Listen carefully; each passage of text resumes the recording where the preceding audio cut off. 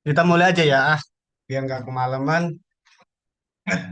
Assalamualaikum warahmatullahi wabarakatuh. Innal hamdalillah nahmaduhu wa nasta'inu wa nastaghfiruh wa na'udzu billahi min shururi anfusina wa min sayyiati a'malina. May yahdihillahu fala mudhillalah wa may yudlil fala hadiyalah. Asyhadu an la ilaha illallah wahdahu la syarikalah wa asyhadu anna Muhammadan abduhu wa rasuluhu la nabiyana ba'd. Allahumma sholli wa sallim wa barik ala Muhammad wa ala ali Muhammad kama sholata ala Ibrahim wa ala Ibrahim innaka Hamidum Majid. Wa qala ta'ala bil Qur'anil Karim a'udzu billahi minasy syaithanir rajim. Ya ayyuhalladzina amanu taqullaha wa qulu qawlan shadida yuslih lakum a'malakum wa yaghfir lakum dhunubakum wa may yuti'illahi wa rasulahu faqad faza fawzan 'azima. أما بعد فإن أصدق الحديث كتاب الله وخير هدى محمد صلى الله عليه وسلم وشر الأمور فإن كل محدث بدعة وكل بدعة ضلالة وكل ضلالة في النار. Ikhwani wa akhwati yang semoga dirahmati Allah Subhanahu wa taala, kita akan melanjutkan pembelajaran kitab Matan At-Takrib Buyatul Al-Ikhtisar atau biasa yang terkenal Matan Abu Suja, ringkasan dari fikih mazhab Syafi'i karya Al-Qadi Abu Suja Ahmad bin Hasan bin Ahmad Al-Asbani rahimahullah taala. Sebelum ke pembahasannya, sembari kita menunggu yang lain ya, saya akan menjelaskan sedikit dua hal yang apa namanya terlupakan, maksudnya yang tidak diamalkan sama orang-orang Indonesia. Indonesia rata-rata mazhabnya apa? Syafi'i ya.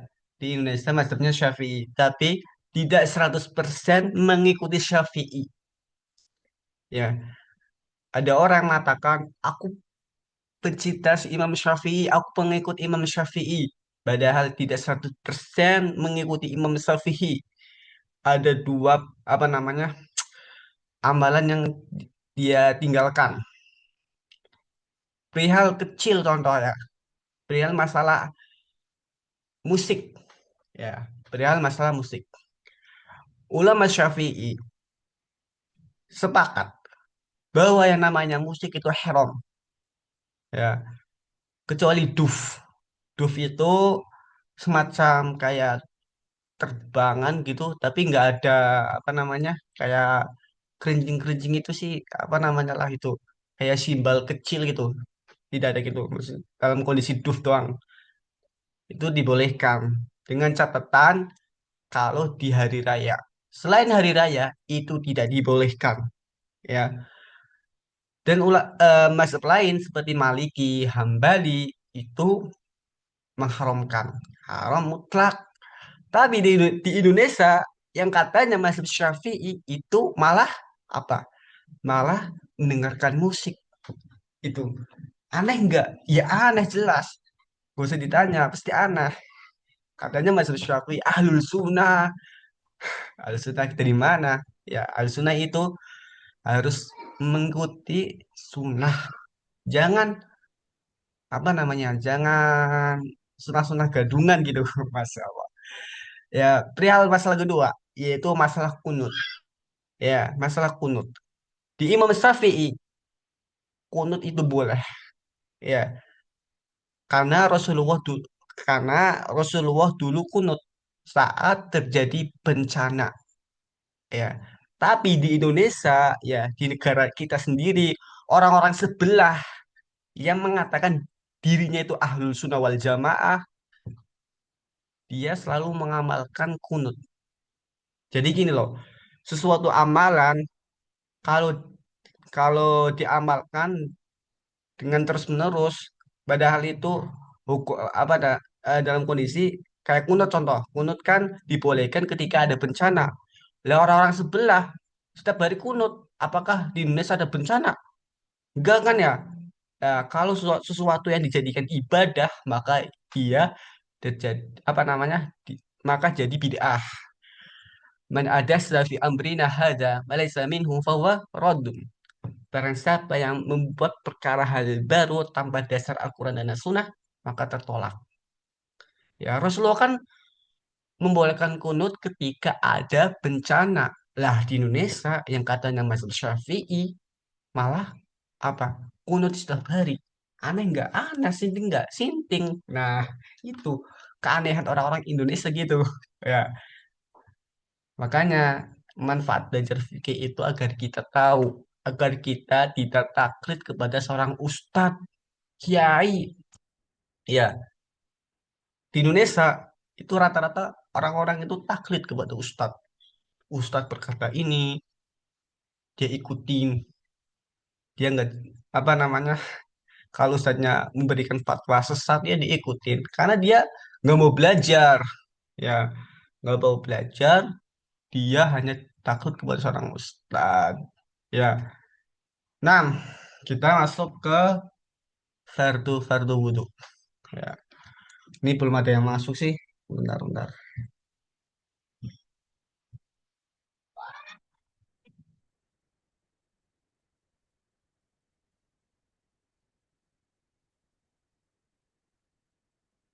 Oh, kita masuk ke fardu fardu wudhu. Qala ma'alif rahimahullahu ta'ala, fardu fardu wudhu ada 6 perkara, yaitu perkara niat. Ketiga, muka. Ya, kalau kita membasuh muka, yang kita lakukan adalah niat. Ya, di mazhab Syafi'i, niat itu dalam lisan boleh nggak? Niat dalam lisan boleh nggak di mazhab Syafi'i? Ada yang tahu nggak? Boleh nggak? Jadi di mazhab Syafi'i itu ada dua kolul jadid dan kolul kodim. Kolul kodim itu adalah perkataan lama Imam Syafi'i. Ya, perkataan Imam Syafi'i yang lama itu tidak membolehkan kita niat secara lisan. Niat harus di hati. Ya, niat itu harus di hati. Itu perkataan Imam Syafi'i yang lama. Tapi kalau perkataan Imam Syafi'i yang baru, qaul jadid, itu Imam Syafi'i membolehkan kita niat secara lisan. Ya, makanya orang-orang NU, ya, orang-orang NU itu kalau melakukan apapun itu ya niatnya itu di lisan. Ya, nawa itu, terus apalagi soli, ya itu orang-orang NU ya. Nah, di mazhab Syafi'i itu boleh mengucapkan niat secara lisan. Ya, tapi kalau di perkataan lama itu tidak boleh. Tapi lebih baiknya kita niat harus di dalam hati. Jadi percuma dong kalau niat eh, niat di dalam di lisan, niat di lisan, tapi hatinya enggak niat. Itu percuma bohong ya. Karena Allah menilainya itu dari hati bukan dari lisan. Ya. Contohnya misal si Fulan berbuat dosa. Ya, dia hanya istighfar di lisan doang, tapi hatinya mengingkari. Hatinya mengingkari.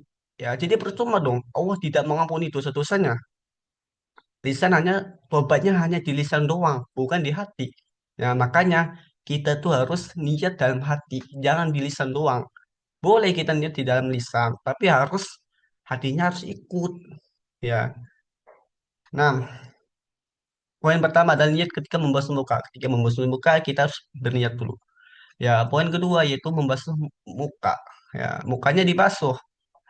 Poin ketiga yaitu membasuh kedua tangan sampai kedua siku. Ya, sikunya dibersihkan. Ketika wudhu, ya kita harus membersihkan sampai siku. Ya, dan mengusap sebagian kepala. Mengusap sebagian kepala, rambutnya harus diusap juga. Kadang kan orang-orang sebelah, ya saya pernah lihat banyak ya. Kadang di rest area atau di mana seorang ibu apa namanya ketika wudhu rambutnya itu nggak dibersihkan, cuma dijidat doang, ya dijidat doang.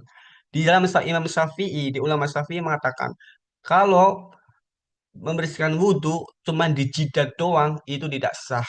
Itu kebanyakan para umahat, ibu-ibu kalau wudhu itu cuman ya membersihkan jidat doang nggak sampai ke rambut itu nggak sah. Kalau yang di Imam Syafi'i, Mazhab Syafi'i. Nah, Berikutnya poin kelima yaitu membasuh kedua kaki sampai mata kaki. Ya, kakinya kakinya dibasuh.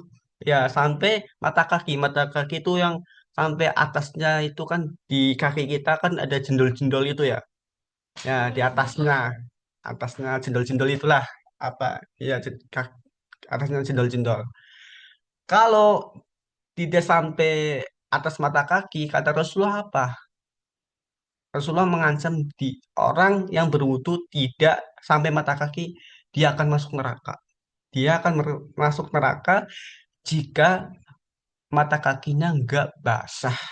Nah, poin berikutnya itu tertib seperti yang kami sebutkan. Ya, wudu itu harus tertib. Ya, cuman di kalangan ulama Syafi'i, ya sebagian ulama Syafi'i berpendapat kalau tidak urut tidak mengapa. Misal kita wudhu tangan dulu, habis itu kaki, habis itu rambut. Itu kata imam, kata ulama Syafi'i ya, yang sebagian itu tidak mengapa. Ada di dalam kitab Matan Abi Suja. Ini yang syarah penjelasannya. Ya, sebagian ulama Syafi'i itu membolehkan tidak urut tidak mengapa. Tapi ini pendapat yang doif, ya. Tapi ini pendapat yang doif. Pendapat yang kuat itu harus urut. Nah, kita masuk ke sunnah-sunnah wudhu. Berkata qala mu'alif rahimahullahu taala, sunnah-sunnah wudhu ada 10 perkara. Pertama, membaca bismillah. Ya, membaca bismillah. Setelah membaca bismillah, mencuci kedua telapak tangan. Telapak tangannya dicuci ya sebelum memasukkan ke dalam bencana. Misal antum berwudhu dengan apa namanya? Shiwur atau ember. Ya, antum tangannya dibersihkan dulu sebelum memasukkan air ke dalam ember. Nah, berikutnya yaitu berkumur-kumur, yaitu berkumur-kumur. Setelah berkumur-kumur, mm, poin keempat itu menghirup air ke hidung. Menghirup air ke hidung itu dalam fikih namanya istinsyak. Ya, istinsyak itu memasukkan air ke dalam hidung. Poin kelima yaitu mengusap seluruh kepala. Ya, kepalanya diusap. Ya. Poin berikutnya yaitu mengusap dua telinga. Telinganya diusap dalam dengan air yang baru. Maksudnya telinganya itu diusap. Boleh di ulama Syafi'i itu boleh mengusap rambut telinga sampai telinga itu boleh. Ya, mengusap rambut sampai telinga itu boleh. Kalau dengan keadaan terpisah itu tidak mengapa. Rambut dulu, habis itu telinga itu tidak mengapa. Ya. Poin berikutnya itu menyela-menyela jenggot. Ya, jika antum punya jenggotnya lebat, ya antum boleh jenggotnya di sela-sela atau dibersihkan. Ya. Itu kalau antum punya jenggot. Kalau antum tidak punya jenggot, ya tidak apa namanya, tidak usah dibersihkan. Nah, berikutnya itu menyela-nyela jari. Ya, menyela-nyela jari tangan dan berikutnya itu mendahulukan yang kanan. Yang kanan dulu baru yang kiri. Ya, sunnahnya wudhu itu yang kanan dulu baru yang kiri. Nah, terakhir yaitu mualah, tidak dipisah dengan kegiatan yang lain. Nah, kita masuk ke istinja. Beristinja wajib dilakukan dari buang air kecil maupun yang besar. Nah, di sini kata mu'alif, penulis berkata yang lebih utama adalah beristinja dengan menggunakan batu, lalu diiringi air. Boleh hanya menggunakan air atau 3 buah batu yang dapat membersihkan bagian itu. Tetapi jika ingin menggunakan salah satunya, maka menggunakan air lebih utama. Jadi, kita itu boleh beristinja dengan batu. Ya, 3 batu. Kalau benar-benar tidak ada air. Misal, rumah antum tidak ada air. Ya, lampunya mati. Ya, musim kemarau, antum boleh pakai 3 batu. Ya, itu kalau benar-benar tidak ada air. Kalau ada air, kalau ada air, maka boleh pakai air. Ya, 3 batu ini termasuk taharoh badal. Ya, taharoh pengganti. Ya, kalau antum tidak ada air, antum boleh pakai batu. Ya, itu termasuk taharoh badal, taharoh pengganti. Tapi lebih utamanya itu pakainya air. Ya, nah dan harus dihindari menghadap kiblat dan membelakangnya ketika di tanah lapang. Ya, jadi kata penulis mengatakan kita itu tidak boleh membuang air kecil atau membuang air besar itu menghadap kiblat. Ya, misal rumah antum itu apa namanya? Basicnya menghadap kiblat, maka harus diganti karena tidak ada adab dalam Islam. Kita tidak boleh berak atau buang air kecil itu menghadap kiblat. Bolehnya menghadap barat atau timur, ya. Nah, dan tidak boleh di tanah lapang. Di tanah lapang itu di tanah yang tidak tertutup. Misal antum bersafar, ya, tiba-tiba antum apa pengen buang air kecil atau buang air besar, antum di tengah-tengah jalan tol, contoh malam-malam, ya, antum jangan buang air kecil ataupun besar di tol, ya, karena itu bukan tempat tertutup. Maka antum harus cari tempat yang tertutup, mampir di rest area, ya, buang air kecil dan air besar. Nah, demikian pula harus dihindari buang air kecil dan buang air besar di air yang diam. Jadi kita itu harus menghindari buang air besar itu dengan air apa dengan kondisi airnya itu terdiam. Misal eh, di desa antum airnya tergenang, ya, antum tidak boleh membuang air kecil di situ atau tidak tidak boleh membuang air besar di air yang tergenang, maksudnya mampet gitu, tidak boleh ya. Berikutnya itu di bawah pohon yang berbuah, di jalanan, di tempat berteduh yang lubang. Jadi kita itu tidak boleh membuang apa, air kecil itu yang di pohon. Ya, misal ada antum lagi main, antum buang air kecil di situ di bawah pohon itu tidak boleh karena itu termasuk bukan adab, ya. Nah, yaitu berikutnya di jalanan. Kita itu tidak boleh membuang air kecil di jalanan, di tempat tertentu dan di lubang. Ya, pada intinya kita itu tidak boleh membuang air kecil maupun besar di pohon yang berbuah, ya, di jalanan dan di tempat tertentu dan di lubang. Kita harus membuang air kecil atau besar di tempat yang selayaknya lah. Ya, nah, dan hendaklah dan hendaknya ia tidak bercakap-cakap ketika buang air kecil atau mau besar. Kalau kita buang air kecil atau air besar, dihindari untuk bicara. Maksudnya jangan bicara, jangan bicara ketika membuang air kecil dan besar. Ya, itu termasuk adab. Ini termasuk adab, ya. Demikian pula hendaknya ia tidak menghadap matahari dan bulan atau melakingnya kedua ketika buang air kecil dan besar. Kita tidak boleh membuang air besar maupun kecil menghadap matahari. Ya. Nah, ada yang ditanyakan atau kurang jelas gimana? Barangkali ada yang ditanyakan.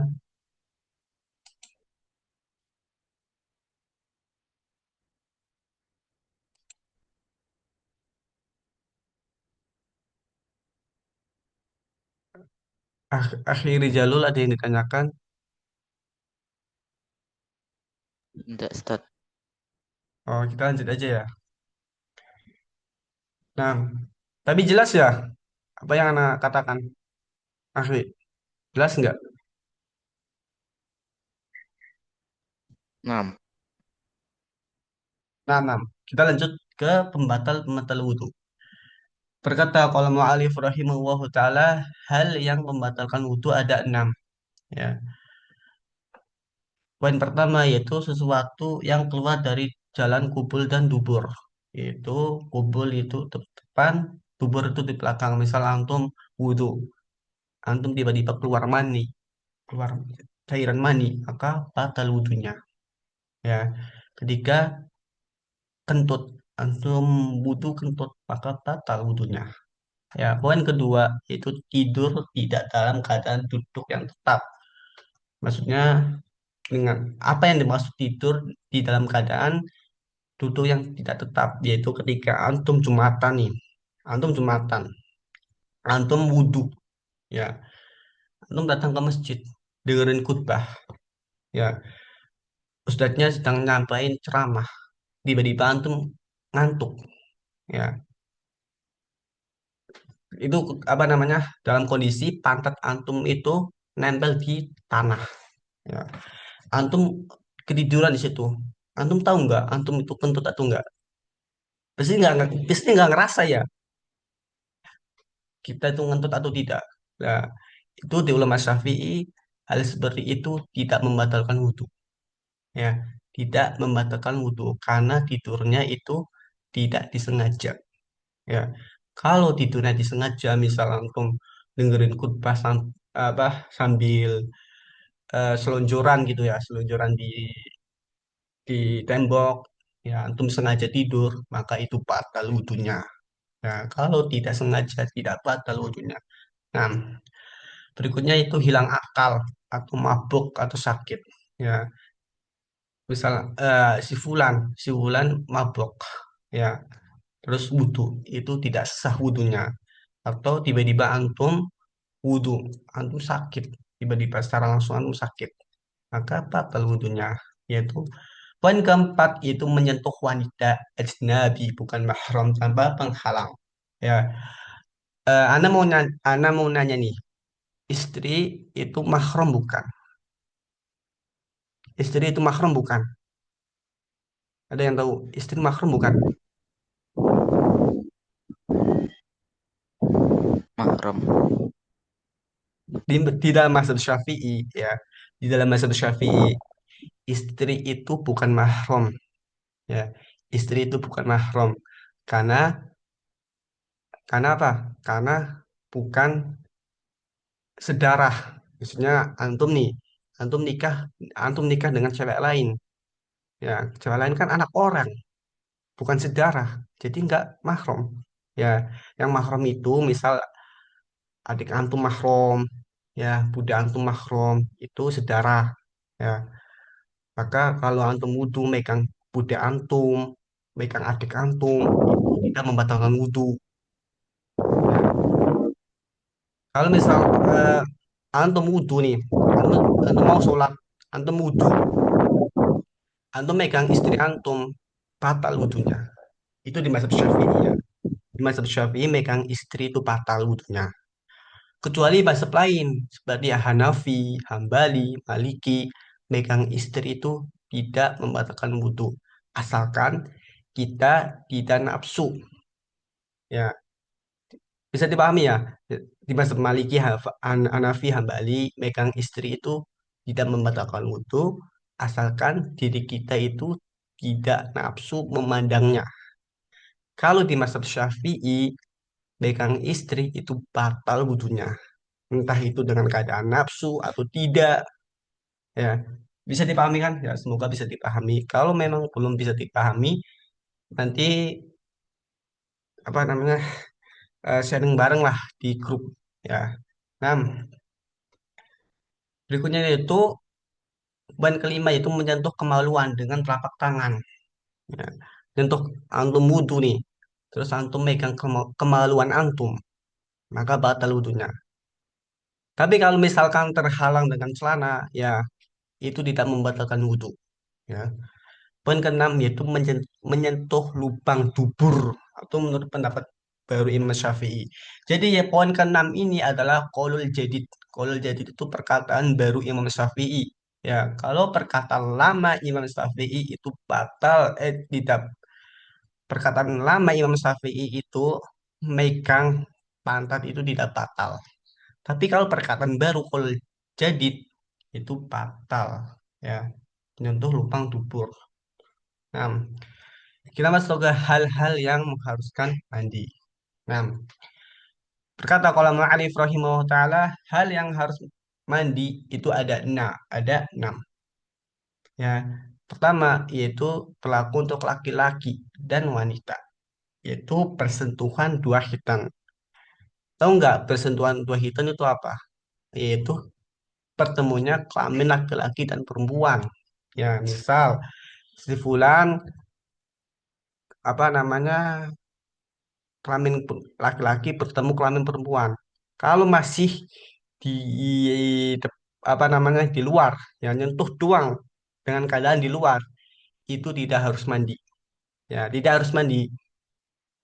Kalau kemaluannya udah masuk, baru itu harus mandi. Wah, ya harus mandi. Paham? Berikutnya yaitu keluar mani. Keluar mani harus mandi, jelas. Dan meninggal dunia. Ketika untuk meninggal dunia harus mandi. Sedangkan untuk wanita yaitu darah haid. Ya setelah pasti kalau perempuan kan setelah haid kan harus mandi ya, harus mandi. Ya setelah nifas, nifas itu darah setelah melahirkan. Ya setelah melahirkan an- istri antum harus mandi dan melahirkan.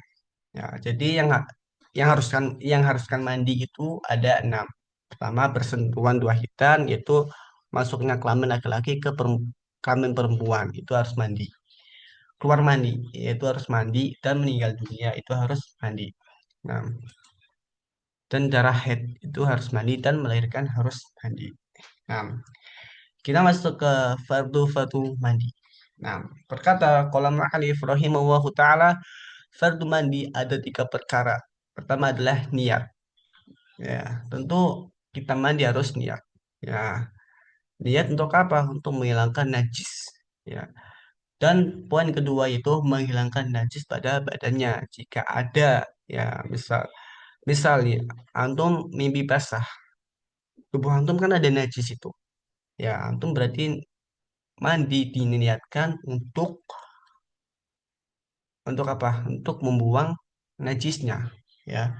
Dan poin ketiga itu menyampaikan atau mengguyur atau menyiram semua tubuh dari atas sampai bawah. Ya. Nah, kita bi- apa? Saya sharing sedikit nih tentang mandi junub. Ya. Di dalam mazhab Syafi'i, mandi junub itu tidak urut, tidak mengapa. Ya, boleh rambut dulu, boleh kaki dulu. Ya, itu tidak mengapa di mazhab Syafi'i. Ya, tapi saya sendiri lebih condong tidak urut. Ya, kalau di mazhab lain seperti Maliki, Hanafi, Hambali itu harus urut. Misal, kalau di mazhab Hanafi kita mandi junub bersihkan tangan dulu. Ya, habis itu bersihkan kemaluan dulu. Habis itu wudhu, habis itu siram badan, ya pundak yang kiri dulu baru yang kanan. Itu mazhab Hanafi, Maliki, Hambali. Tapi kalau di mazhab Syafi'i itu boleh langsung.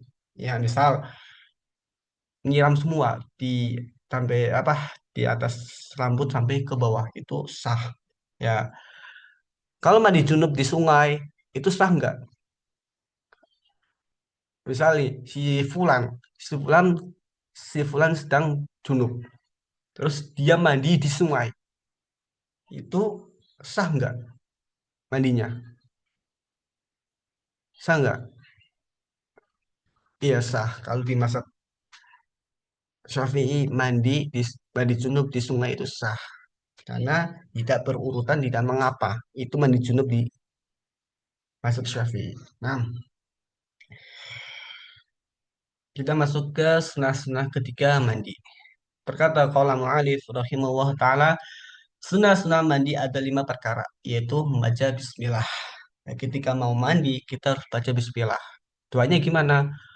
Allahumma ini a'udzubika minal khubsi wal khobais. Agar kita terhindar dari setan laki-laki dan perempuan. Kalau antum tidak berdoa, maka antum akan digoda sama setan laki-laki sama perempuan. Ya, poin kedua yaitu berwudu. Ya, antum mau mandi disunahkan untuk wudu dulu. Ya, sebelum menyiram semua badan, antum disunahkan untuk berwudu. Setelah berwudu, poin ketiga yaitu menjalankan tangan ke atas badannya, yaitu menyiram tangan ke atas badannya, ke rambut. Ya, dan poin keempat, muawalah berurutan. Ya, mandi itu harus berurutan. Wudu dulu. Yang pertama niat, membaca bismillah, dan wudu, dan menyiram dari kepala sampai ke bawah. Itu urutan. Dan poin ketiga itu mendahulukan bagian yang kanan. Ya, didahulukan yang kanan dulu baru yang kiri. Nah, Ada yang ditanyakan,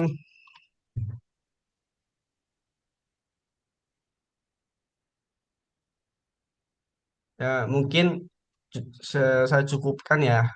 Ini karena waktunya hampir habis. Ya, barangkali ada yang tanya,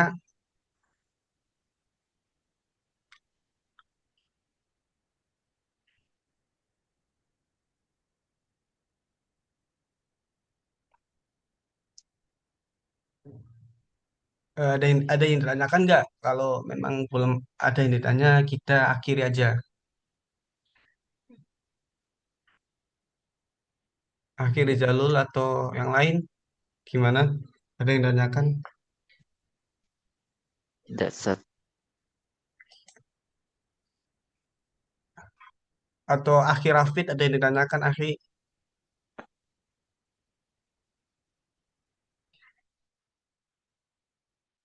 Akhir Rafid ada yang ditanyakan?